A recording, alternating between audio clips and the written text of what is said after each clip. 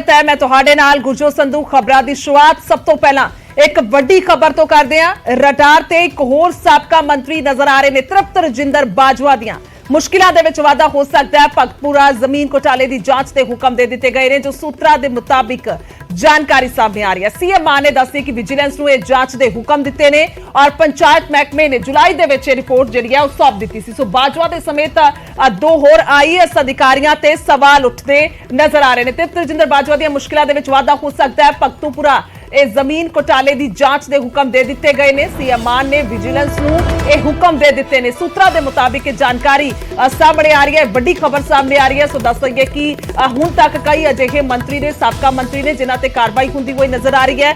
जिक्र करदे हां बेशक धर्मसोतरा का जिक्र किया जाए या फिर संगत सिंह गिलजियां, सो उन्हां दे रिश्तेदार। सो हुण तक वड्डियां कार्रवाइयां अमल दे विच लिआंदियां जा चुकियां ने। तां हुण रडार ते एक होर साबका मंत्री नजर आ रहे हैं, क्योंकि भगतूपुरा दे विच पंचायती जमीन एक प्राइवेट कंपनी नूं बेची गई सी इल्जाम। और इस तो ज्यादा जानकारी के लिए पंकज कपाही मेरे सहयोगी ने फोन लाइन ते। पंकज की कुछ जानकारी है ये वड्डी कार्रवाई नूं लैके? देखो, भगतपुरा जमीन नूं लैके पिछले दिनों के विच नजर आया सीगा कि ਜਿਹੜੇ ਮੰਤਰੀ ਨੇ ਕੁਲਦੀਪ ਸਿੰਘ ਧਾਲੀਵਾਲ, ਉਹਨਾਂ ਨੇ ਪੂਰੀ ਰਿਪੋਰਟ ਜਿਹੜੀ ਹੈ ਮੁੱਖ ਮੰਤਰੀ ਭਗਵੰਤ ਮਾਨ ਹੋਰਾਂ ਨੂੰ ਦਿੱਤੀ ਸੀਗੀ ਔਰ ਮੁੱਖ ਮੰਤਰੀ ਨੇ ਪੂਰੀ ਫਾਈਲ ਦੇਖਣ ਤੋਂ ਬਾਅਦ ਇਸ ਪੂਰੇ ਮਾਮਲੇ ਦੀ ਅਗਲੀ ਜਾਂਚ ਜਿਹੜੀ ਹੈ ਉਹ ਵਿਜੀਲੈਂਸ ਦੀ ਟੀਮ ਕਰੇ। ਵਿਜੀਲੈਂਸ ਦੀ ਟੀਮ ਨੂੰ ਕਹਿ ਦਿੱਤਾ ਗਿਆ ਇਸ ਮੁਤਲਕ ਜਾਣਕਾਰੀ ਮਿਲ ਰਹੀ ਹੈ ਔਰ ਇਸ ਦੇ ਵਿੱਚ ਇੱਕ ਕਾਂਗਰਸ ਸਰਕਾਰ ਦੇ ਸਾਬਕਾ ਮੰਤਰੀ ਦਾ ਨਾਮ ਇਸ ਪੂਰੀ ਜ਼ਮੀਨ ਵੇਚਣ ਦੇ ਵਿੱਚ ਕਿਸ ਤਰੀਕੇ ਨਾਲ ਘੁਟਾਲਾ ਹੋਇਆ, करीब 12 करोड़ का घोटाले का जिक्र जिहड़ा उस तो ज्यादा का जिक्र जिहड़ा हुंदा होया नजर आंदा है। और इसकी जांच जिहड़ी है वो आने वाले दिनों के विच विजिलेंस की टीम करती हुई नजर आएगी। इस तरीके की जानकारी जिहड़ी है वो सरकार वालों मिली है। जी, फिलहाल इस खबर ते शुक्रिया पंकज, पर बने रहो साडे नाल। सो सीधे तौर पर हुण मुश्किलों के विच वाधा हो सकता है और जिक्र कर रहे हैं साबका मंत्री, साबका पंचायत मंत्री तृप्त रजिंदर बाजवा दा। हालांकि इस तो पहला अपनी प्रेस कॉन्फ्रेंस दे विच बकायदा प्रेस कॉन्फ्रेंस करके इन्हां दे वल्लों सारे इल्जामां नूं डिनाई कर दिता गया सी, क्योंकि यह मसला काफी लंबे समय तो पकदा नजर आ रहा है। पर हुण जांच दे हुक्म दिते गए ने।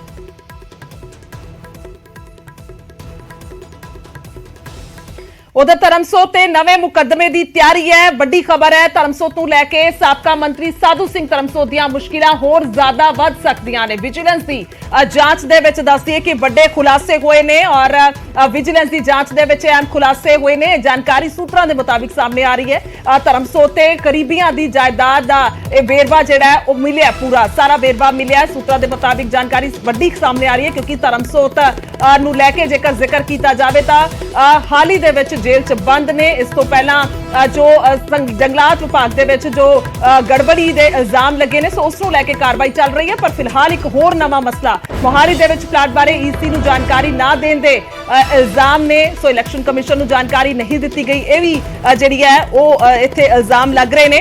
पंकज कपाही ने लगातार ज्यादा जानकारी लई। पंकज, इस मामले का जिक्र किया जाए तो एक होर नवा मामला, एक होर नवी मुसीबत धर्मसोत होरां दे लई।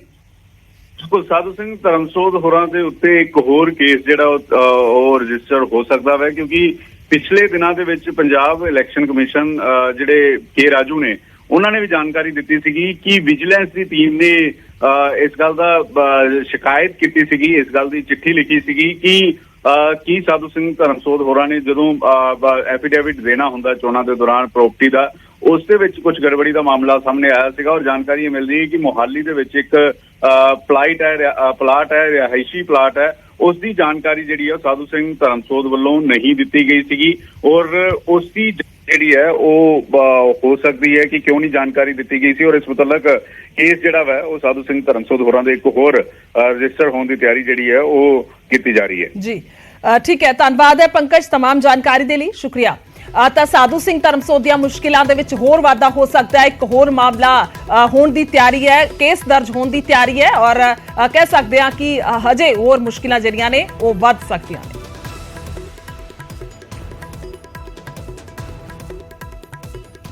ਤਾਂ ਉਧਰ ਵਿਜੀਲੈਂਸ ਦੀ ਰਡਾਰ ਤੇ ਮਦਨ ਲਾਲ ਜਲਾਲਪੁਰ ਵੀ ਨੇ। ਇਸ ਨੂੰ ਲੈ ਕੇ ਵੀ ਵੱਡੀ ਖਬਰ ਆ ਰਹੀ ਹੈ। ਪਿੰਡ ਆਕੜੀ ਦੇ ਪੰਚਾਇਤ ਫੰਡ ਘੁਟਾਲੇ ਦਾ ਇਹ ਮਾਮਲਾ ਸਾਹਮਣੇ ਆਇਆ। ਘੁਟਾਲੇਬਾਜ਼ ਸਰਪੰਚ ਦਾ ਜ਼ਿਕਰ ਹੋ ਰਿਹਾ। ਘੁਟਾਲੇਬਾਜ਼ ਸਰਪੰਚ ਦੇ ਜਲਾਲਪੁਰ ਦੇ ਨਾਲ ਤਾਰ ਜੁੜਦੇ ਹੋਏ ਨਜ਼ਰ ਆ ਰਹੇ ਨੇ। ਸੂਤਰਾਂ ਦੇ ਮੁਤਾਬਿਕ ਇਹ ਵੀ ਇੱਕ ਵੱਡੀ ਜਾਣਕਾਰੀ ਹੈ, ਇਹ ਵੀ ਇੱਕ ਵੱਡਾ ਮਸਲਾ ਹੈ। ਮਦਨ ਲਾਲ ਜਲਾਲਪੁਰ ਦਾ ਜ਼ਿਕਰ ਕੀਤਾ ਜਾਵੇ ਤਾਂ ਕਈ ਆਪਣੇ ਸਮੇਂ-ਸਮੇਂ ਤੇ ਉਹ ਸੁਰਖੀਆਂ ਦੇ ਵਿੱਚ ਰਹੇ ਨੇ।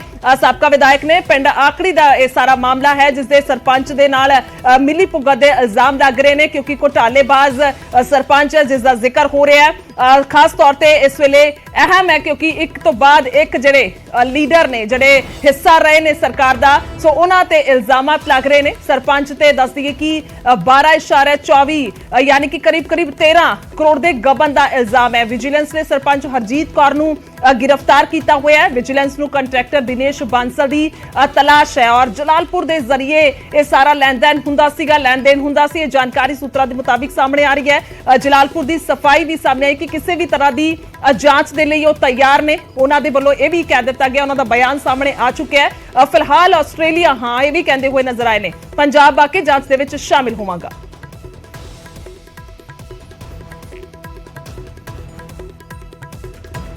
ਸੋ ਆਖਿਰਕਾਰ ਮੌਜੂਦਾ ਸਰਕਾਰ ਕੀ ਕੁਝ ਕਹਿ ਰਹੀ ਹੈ ਇਸ ਮਾਮਲੇ ਨੂੰ ਲੈ ਕੇ। ਕੁਲਦੀਪ ਧਾਲੀਵਾਲ ਕੀ ਕੁਝ ਕਹਿ ਰਹੇ ਨੇ ਇਸ ਮਾਮਲੇ ਤੇ, ਸੁਣਦੇ ਹਾਂ। ਉਹ ਬਹੁਤ ਵੱਡਾ, ਤੁਹਾਨੂੰ ਵੀ ਪਤਾ, ਕਪਲਾ ਹੋਇਆ ਸੀ। ਅਸੀਂ ਕਈ ਅਫਸਰ ਚ ਸਸਪੈਂਡ ਵੀ ਕੀਤੇ ਆ ਤੇ ਅੱਜ ਉਹ ਵਿਜੀਲੈਂਸ ਨੇ, ਕਿਉਂਕਿ ਵਿਜੀਲੈਂਸ ਦੇ ਕੋਲ ਉਹਦੀ ਜਾਂਚ ਸੀਗੀ, ਅੱਜ ਇੱਕ ਸਰਪੰਚ ਜਿਹੜੀ ਉਹ ਅਰੈਸਟ ਕੀਤੀ ਆ, ਜਿਹੜੀ ਸਾਬਕਾ MLA ਵਿਧਾਇਕ ਦੇ ਨੇੜੇ ਦੇ ਸਰਪੰਚ ਸੀਗੇ, ਜਿਹੜੇ ਪੈਸੇ ਆਏ ਇਹਨਾਂ ਦੇ ਕਰੋੜਾਂ ਸਾਹਿਬ ਨੇ। ਆਪਣਾ ਜਮਾਲਪੁਰ ਸਾਹਿਬ ਜਿਹੜੇ ਮਦਨ ਲਾਲ ਉਹਨਾਂ ਦੇ ਨੇੜੇ ਵਾਲੇ ਸਰਪੰਚ ਸੀਗੇ। ਸੋ ਮਦਨ ਲਾਲ ਜਲਾਲਪੁਰ ਦੇ ਵੱਲੋਂ ਕਹਿ ਦਿੱਤਾ ਗਿਆ ਕਿ ਉਹ ਜਾਂਚ ਦੇ ਵਿੱਚ ਸ਼ਾਮਿਲ ਹੋਣਗੇ, ਹਿੱਸਾ ਬਣਨਗੇ ਜਾਂਚ ਦਾ। ਫਿਲਹਾਲ ਉਹ ਬਾਹਰ ਨੇ, ਵਿਦੇਸ਼ ਨੇ, ਔਰ ਜਦੋਂ ਹੀ ਪੰਜਾਬ ਆਉਣਗੇ ਤਾਂ ਹਿੱਸਾ ਬਣਿਆ ਜਾਏਗਾ। ਸੋ ਸਿੱਧੇ ਤੌਰ ਤੇ ਘੁਟਾਲੇ ਦੇ ਵਿੱਚ ਹੁਣ ਜਲਾਲਪੁਰ ਉਹਨਾਂ ਦਾ ਵੀ ਨਾਂ ਸਾਹਮਣੇ ਆ ਰਿਹਾ। ਇਸ ਨੂੰ ਲੈ ਕੇ ਉਹਨਾਂ ਦੀਆਂ ਮੁਸ਼ਕਿਲਾਂ ਦਾ ਵਿੱਚ ਵੀ ਵਾਧਾ ਹੋ ਸਕਦਾ ਹੈ। ਇਸ ਤੋਂ ਵੀ ਕੋਈ ਜਿਹੜਾ ਡਿਨਾਈ ਨਹੀਂ ਕੀਤਾ ਜਾ ਸਕਦਾ। मनोज शर्मा ने फोन लाइन ते पत्रकार पटियाला तो। मनोज की कुछ जानकारी है जेकर इस घोटाले दा असीं जिक्र करदे हां तां?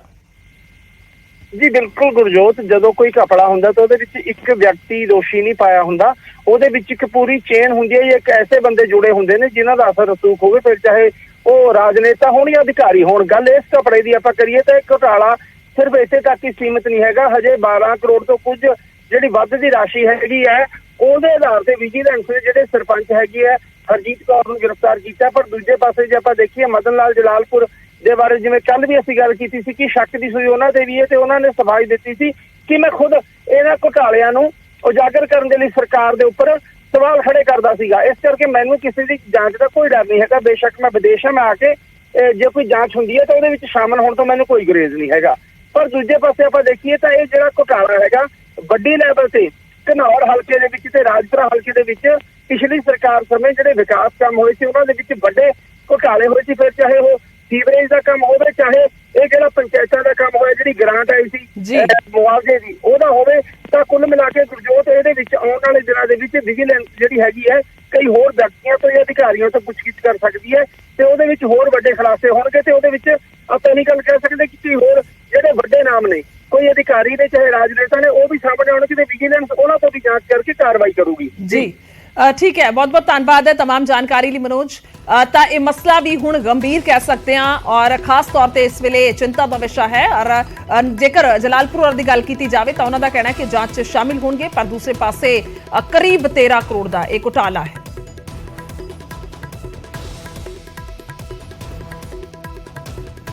उधर खेतीबाड़ी विभाग दे विच 100 करोड़ रुपए का घोटाला सामने आया है। किसानां नूं सबसिडी दे विच मशीनां दित्तियां होईयां गायब होईयां ने। पराली प्रबंधन लई ये मशीनां दित्तियां गईयां सन और खेतीबाड़ी विभाग ने सरकार नूं रिपोर्ट सौंपी है। सो खेतीबाड़ी विभाग दे विच 100 करोड़ रुपए का घोटाला पराली प्रबंधन दे लई ये दित्तियां गईयां सन मशीनां। 20 जिलियां दे विच 11% मशीनां गायब होईयां ने इस रिपोर्ट के मुताबिक।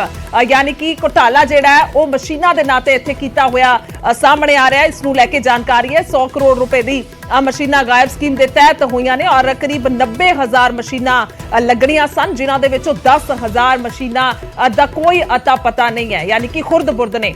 ਸੋ 20 ਜ਼ਿਲ੍ਹਿਆਂ ਦੇ ਵਿੱਚ 11% ਮਸ਼ੀਨਾਂ ਗਾਇਬ ਹੋਈਆਂ ਨੇ। ਰਿਪੋਰਟ ਦੇ ਮੁਤਾਬਿਕ ਹੈ 3 ਜ਼ਿਲ੍ਹੇ ਰਿਪੋਰਟ ਦੇਣ ਦੇ ਵਿੱਚ ਨਾਕਾਮ ਰਹੇ ਨੇ। ਇਹਨਾਂ ਜ਼ਿਲ੍ਹਿਆਂ ਦੇ ਵਿੱਚ ਹੀ ਸਭ ਤੋਂ ਵੱਧ ਸਬਸਿਡੀ ਦੀਆਂ ਮਸ਼ੀਨਾਂ ਦਿੱਤੀਆਂ ਗਈਆਂ ਸਨ। ਕੇਂਦਰ ਦੇ ਵੱਲੋਂ ਮਿਲੀ ਸਬਸਿਡੀ ਦੇ ਨਾਲ ਦੱਸੀਏ ਕਿ ਮਸ਼ੀਨਾਂ ਗਾਇਬ ਹੋਈਆਂ ਔਰ ਅਧਿਕਾਰੀਆਂ ਤੇ ਸਬਸਿਡੀ ਦੀ ਰਕਮ ਗਬਨ ਕਰਨ ਦਾ ਸ਼ੱਕ ਹੈ। ਦੱਸਦੇ ਕਿ ਪਰਾਲੀ ਸਾੜਨ ਤੇ ਕਾਬੂ ਪਾਉਣ ਦੇ ਲਈ ਕੇਂਦਰ ਸਰਕਾਰ ਦੇ ਵੱਲੋਂ ਇਹ ਮਸ਼ੀਨਾਂ ਜਿਹੜੀਆਂ ਨੇ ਉਹ ਦਿੱਤੀਆਂ ਗਈਆਂ ਸਨ ਖਰੀਦਣ ਦੇ ਲਈ। ਔਰ ਇੱਕ ਵਾਰ ਗ੍ਰਾਫਿਕ ਦੇ ਜ਼ਰੀਏ ਵੇਖਦੇ ਹਾਂ, ਫਰੀਦਕੋਟ ਦੇ ਵਿੱਚ 23% ਮਸ਼ੀਨਾਂ ਦਾ ਜ਼ਿਕਰ ਹੈ, ਫਿਰੋਜ਼ਪੁਰ ਦੇ ਵਿੱਚ 17% ਮਸ਼ੀਨਾਂ ਦਾ ਅਤਾ ਪਤਾ ਨਹੀਂ ਹੈ, ਅੰਮ੍ਰਿਤਸਰ ਦੇ ਵਿੱਚ 14% ਮਸ਼ੀਨਾਂ ਗਾਇਬ ਨੇ ਔਰ ਉਸ ਤੋਂ ਬਾਅਦ ਜੇਕਰ ਗੁਰਦਾਸਪੁਰ ਦਾ ਜ਼ਿਕਰ ਕਰੀਏ ਤਾਂ ਇੱਥੇ 14% ਮਸ਼ੀਨਾਂ ਦੀ ਜਾਣਕਾਰੀ ਨਹੀਂ ਹੈ, ਯਾਨੀ ਕਿ ਵੱਖੋ-ਵੱਖ ਜ਼ਿਲ੍ਹੇ ਨੇ। ਫਰੀਦਕੋਟ ਦੇ ਵਿੱਚ 23% ਦਾ ਜ਼ਿਕਰ ਹੈ। ਸੋ 4 ਜ਼ਿਲ੍ਹੇ ਨੇ ਜਿਨ੍ਹਾਂ ਦੇ ਵਿੱਚ ਕਰੀਬ 13, 17, 23 ਇਸ ਤਰ੍ਹਾਂ ਦੇ ਨਾਲ ਇਹ ਪ੍ਰਤੀਸ਼ਤਤਾ ਦੇ ਹਿਸਾਬ ਦੇ ਨਾਲ ਜੋ ਜਾਣਕਾਰੀ ਸਾਹਮਣੇ ਆਈ ਹੈ ਕਿ ਮਸ਼ੀਨਾਂ ਗਾਇਬ ਹੋਈਆਂ ਨੇ। ਸੋ ਸਕੀਮ ਦੇ ਤਹਿਤ ਮਸ਼ੀਨਾਂ ਖਰੀਦਣ ਨੂੰ ਲੈ ਕੇ ਪੈਸਾ ਦਿੱਤਾ ਗਿਆ ਸੀ ਕਿਸਾਨਾਂ ਨੂੰ 2018-19 ਤੋਂ 2021-22 ਦੇ ਵਿੱਚ 1178 ਕਰੋੜ ਰੁਪਏ ਦੀ ਸਬਸਿਡੀ ਦਿੱਤੀ ਗਈ ਸੀ। ਪਰ ਹੁਣ ਇਹ ਗਬਨ ਕਰਨ ਦੇ ਇਹ ਘੁਟਾਲੇਬਾਜ਼ੀ ਦੇ ਜਾਣਕਾਰੀ ਸਾਹਮਣੇ ਆ ਰਹੀ ਹੈ ਔਰ ਸਿੱਧੇ ਤੌਰ ਤੇ ਇਹ ਫੀਸਦ ਦੇ ਹਿਸਾਬ ਦੇ ਨਾਲ, ਯਾਨੀ ਕਿ ਜਿਹੜੀ ਰਿਪੋਰਟ ਸੌਂਪੀ ਗਈ ਹੈ, ਜੇਕਰ ਅਸੀਂ ਸਾਰੇ ਮਾਮਲੇ ਦਾ ਜ਼ਿਕਰ ਕਰ ਰਹੇ ਹਾਂ ਤਾਂ ਰਿਪੋਰਟ ਦੇ ਵਿੱਚ ਇਹਨਾਂ ਦਾ ਜ਼ਿਕਰ ਹੀ ਨਹੀਂ ਹੈ ਔਰ ਜਿੱਥੇ ਸਭ ਤੋਂ ਜ਼ਿਆਦਾ ਇਹ ਮਸ਼ੀਨਾਂ ਨੂੰ ਦਿੱਤਾ ਗਿਆ ਸੀ। ਸੋ ਦੱਸੀ ਕਿ ਸਮੇਂ-ਸਮੇਂ ਤੇ ਸਰਕਾਰਾਂ ਜਿਹੜੀਆਂ ਨੇ ਉਹਨਾਂ ਦੇ ਵੱਲੋਂ ਇਸ ਤਰ੍ਹਾਂ ਦੀ ਸਬਸਿਡੀ ਦਿੱਤੀ ਜਾਂਦੀ ਹੁੰਦੀ ਹੈ। ਅਮਨ ਭਾਰਦਵਾਜ ਨੇ ਫੋਨ ਲਾਈਨ ਤੇ ਜ਼ਿਆਦਾ ਜਾਣਕਾਰੀ ਲਈ। ਅਮਨ, ਇੱਕ ਮਸਲਾ ਨਵਾਂ ਕਹਿ ਸਕਦੇ ਹਾਂ ਕਿਉਂਕਿ ਇਸ ਤਰ੍ਹਾਂ ਦਾ ਮਸਲਾ ਜਿਹੜਾ ਹੈ ਉਹ ਪਹਿਲੀ ਵਾਰ ਵੇਖਣ ਨੂੰ ਮਿਲਿਆ ਹੈ। ਸਬਸਿਡੀ ਦੇ ਨਾਂ ਤੇ ਜਿਹੜਾ ਹੈ ਇਹ ਘੁਟਾਲਾ ਸਾਹਮਣੇ ਆ ਰਿਹਾ, ਕੀ ਕੁਝ ਪੂਰੀ ਜਾਣਕਾਰੀ? ਬਿਲਕੁਲ ਗੁਰਜੋਤ, ਕਿਉਂਕਿ ਇਹ ਜਾਣਕਾਰੀ ਮਿਲ ਰਹੀ ਹੈ ਕਿ ਜਿਹੜੀ 100 ਕਰੋੜ ਦੀ ਮਸ਼ੀਨਰੀ ਹੈ ਉਹ ਇਸ ਪੂਰੀ ਸਬਸਿਡੀ, ਕਿਉਂਕਿ 1178 ਦੇ ਕਰੀਬ 1178 ਕਰੋੜ ਦੇ ਕਰੀਬ ਦੀ ਜਿਹੜੀ ਹੈ ਉਹ ਪੂਰਾ ਇਹ ਉਸ ਦੇ ਵਿੱਚ 100 ਕਰੋੜ ਦੀ ਮਸ਼ੀਨਰੀ ਦਾ ਸਕੈਮ ਹੈਗਾ। ਔਰ ਜਿਹੜੀ ਰਿਪੋਰਟ ਹੈ ਉਹ ਦਿੱਤੀ ਗਈ ਹੈ ਸੋਮਵਾਰ ਦੇ ਦਿਨ। ਸਾਰੇ ਜ਼ਿਲ੍ਹਿਆਂ ਤੋਂ ਰਿਪੋਰਟ ਦਿੱਤੀ ਗਈ ਹੈ ਕਿ ਕਿਹੜੀ ਖੇਤੀਬਾੜੀ ਨਾਲ ਜੁੜੀ ਹੋਈ ਮਸ਼ੀਨਰੀ ਸੀਗੀ, ਕਿੰਨੇ ਦੀ ਉਹ ਸੀਗੀ ਔਰ ਕਿੱਥੇ ਉਸਦਾ ਕਿਵੇਂ ਇਸਤੇਮਾਲ ਹੋ ਰਿਹਾ ਹੈ। ਔਰ ਉਸਨੂੰ ਜਦੋਂ ਪ੍ਰੈਕਟੀਕਲ ਰੂਪ ਚ ਗਰਾਊਂਡ ਤੇ ਦੇਖਿਆ ਗਿਆ ਕਿ ਕਿੱਥੇ ਉਹ ਮਸ਼ੀਨਰੀ ਲੱਗੀ ਹੈ ਤਾਂ 100 ਕਰੋੜ ਦੀ ਮਸ਼ੀਨਰੀ ਅਜਿਹੀ ਸੀ ਗੁਰਜੋਤ ਜੋ ਕਿ ਗਰਾਊਂਡ ਤੇ ਸੀਗੀ ਨਹੀਂ ਔਰ ਕਾਗਜ਼ਾਂ ਚੋਂ ਮੌਜੂਦ ਜ਼ਰੂਰ ਹੈ, ਲੇਕਿਨ 100 ਕਰੋੜ ਉਹ ਕਿੱਥੇ ਲੱਗਿਆ, ਕਿਹੜੀ ਮਸ਼ੀਨਰੀ ਹੈ, ਇਹ ਸਾਬਤ ਕਰਨ ਲਈ ਐਗਰੀਕਲਚਰ ਜਿਹੜਾ ਡਿਪਾਰਟਮੈਂਟ ਹੈ, ਅਫਸਰ ਐਗਰੀਕਲਚਰ ਡਿਪਾਰਟਮੈਂਟ ਦੇ, ਉਹ ਇਸ ਨੂੰ ਫੇਲ ਹੋਏ ਨੇ ਔਰ ਵਿਭਾਗ ਵੱਲੋਂ ਹੀ ਇਸ ਦੀ ਜਿਹੜੀ ਜਾਂਚ ਹੈ ਉਹ ਕੀਤੀ ਗਈ ਸੀ। ਔਰ ਹੁਣ ਸੋਮਵਾਰ ਵਾਲੇ ਦਿਨ ਜਿਹੜਾ ਬੀਤਾ ਸੋਮਵਾਰ ਹੈ ਉਸ ਦਿਨ ਇਸ ਦੀ ਰਿਪੋਰਟ ਜਿਹੜੀ ਹੈ ਉਹ ਸਬਮਿਟ ਕੀਤੀ ਗਈ, ਜਿਸ 'ਚ 3 ਜ਼ਿਲ੍ਹੇ ਹਲੇ ਵੀ ਗੁਰਜੋਤ ਅਜਿਹੇ ਨੇ ਜਿਨ੍ਹਾਂ ਨੇ ਇਸ 'ਚ ਆਪਣੀ ਰਿਪੋਰਟ ਜਿਹੜੀ ਹੈ ਦੇਣ 'ਚ ਨਾਕਾਮ ਨੇ ਔਰ ਅਗਲੇ ਕੁਝ ਦਿਨਾਂ 'ਚ ਉਹਨਾਂ ਤੋਂ ਰਿਪੋਰਟ ਮੰਗੀ ਗਈ ਹੈ ਕਿ ਉਹ ਆਪਣੀ ਇਸ ਮਸ਼ੀਨਰੀ ਬਾਬਤ ਜਿਹੜੀ ਹੈ ਉਹ ਪੂਰੀ ਡਿਟੇਲ ਰਿਪੋਰਟ ਦੇਣ, ਨਹੀਂ ਤਾਂ ਡਿਸਪਲਿਨਰੀ ਜਿਹੜਾ ਐਕਸ਼ਨ ਹੈ ਉਹ ਕੀਤਾ ਜਾਏਗਾ ਉਹਦੇ ਖਿਲਾਫ। ਅਮਨ, ਤੁਸੀਂ 3 ਜ਼ਿਲ੍ਹਿਆਂ ਦਾ ਜ਼ਿਕਰ ਕੀਤਾ, ਉਹ ਕਿਹੜੇ 3 ਜ਼ਿਲ੍ਹੇ ਨੇ ਜਿਹੜੇ ਕਿ ਜਿਨ੍ਹਾਂ ਦੇ ਵੱਲੋਂ ਰਿਪੋਰਟ ਨਹੀਂ ਦਿੱਤੀ ਗਈ ਹੈ, ਨਾਕਾਮ ਨੇ? ਅੱਗੋਂ ਜੋ ਦੇਖੋ 11% ਮਸ਼ੀਨਸ ਹੈ ਜਿਹੜੀਆਂ ਅਨਟ੍ਰੇਸੇਬਲ ਹੈ ਔਰ ਇਹਨਾਂ 'ਚ ਸਭ ਤੋਂ ਜ਼ਿਆਦਾ ਜਿਹੜੇ ਨੇ ਉਹ ਫਰੀਦਕੋਟ 23% ਹੋਰ ਫਿਰੋਜ਼ਪੁਰ, ਅੰਮ੍ਰਿਤਸਰ, ਗੁਰਦਾਸਪੁਰ 17%, 14% ਅਤੇ ਫਾਜ਼ਿਲਕਾ 13%, ਬਠਿੰਡਾ 12%।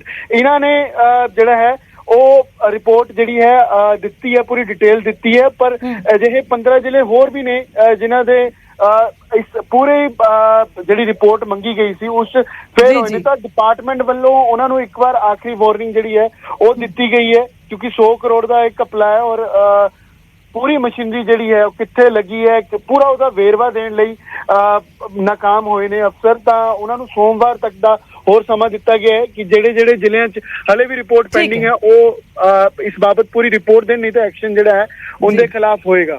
ਬਿਲਕੁਲ ਠੀਕ ਹੈ, ਬਹੁਤ ਬਹੁਤ ਸ਼ੁਕਰੀਆ ਅਮਨ ਤਮਾਮ ਜਾਣਕਾਰੀ ਦੇ ਲਈ। ਤਾਂ ਇਹ ਇੱਕ ਮਾਮਲਾ ਇੱਕ ਨਵਾਂ ਵੱਖਰਾ ਸਾਹਮਣੇ ਆਇਆ ਜਿੱਥੇ ਸਬਸਿਡੀ ਦੇ ਨਾਂ ਤੇ ਘੁਟਾਲੇ ਦਾ ਜ਼ਿਕਰ ਹੈ। 10% ਰਕਮ ਜਿਹੜੀ ਹੈ ਉਹ ਖੁਰਦ-ਬੁਰਦ ਜਾਂ ਕਹਿ ਲਈਏ ਗਬਨ ਕੀਤੀ ਗਈ ਕਿਉਂਕਿ ਉਹ ਮਸ਼ੀਨਾਂ ਦਾ ਹਿਸਾਬ ਕਿਤਾਬ ਨਹੀਂ ਹੈ।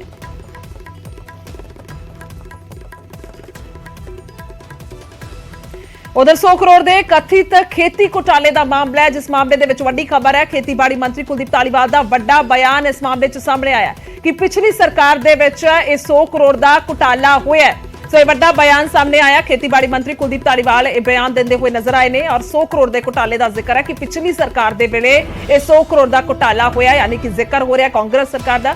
ਸਰਕਾਰ ਤੇ ਅਧਿਕਾਰੀਆਂ ਦੀ ਜਿਹੜੀ ਮਿਲੀਭੁਗਤ ਦਾ ਘੁਟਾਲੇ ਦਾ ਜ਼ਿਕਰ ਹੈ। ਕਾਗਜ਼ਾਂ ਦੇ ਵਿੱਚ ਇੱਕ ਮਸ਼ੀਨ ਨੂੰ ਦੱਸਦੀ ਕਿ ਬਾਰ-ਬਾਰ ਦਿਖਾਇਆ ਗਿਆ। ਜੋ ਬਿਆਨ ਵੀ ਤੁਹਾਨੂੰ ਥੋੜੀ ਦੇਰ ਪਹਿਲਾਂ ਸੁਣਵਾਇਆ ਸੀ ਉਸ ਦਾ ਹੀ ਇਹ ਜ਼ਿਕਰ ਕਰ ਰਹੇ ਹਾਂ ਅਸੀਂ ਕਿ ਜੋ ਬਿਆਨ ਦਿੱਤਾ ਗਿਆ ਹੈ ਖੇਤੀਬਾੜੀ ਮੰਤਰੀ ਦੇ ਵੱਲੋਂ, ਕਾਗਜ਼ਾਂ ਦੇ ਵਿੱਚ ਮਸ਼ੀਨ ਨੂੰ ਬਾਰ-ਬਾਰ ਦਿਖਾਇਆ ਗਿਆ। ਸੋ ਇਹ ਉਹਨਾਂ ਦੇ ਵੱਲੋਂ ਬਿਆਨ ਦਿੱਤਾ ਗਿਆ।